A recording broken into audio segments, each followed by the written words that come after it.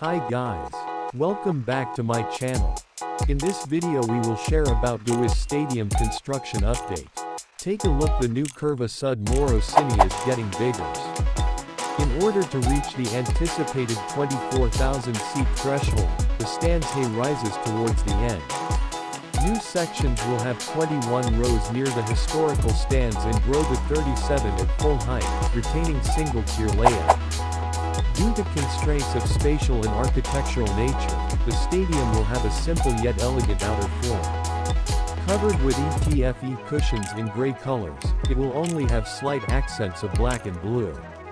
A large public plaza of over 6,000 square meters will be created in front of the south stand, with significant commercial floor space. To maximize the public space, turnstiles are hidden under upper rows of the stand itself. Parking existing on the site before will be pushed underground.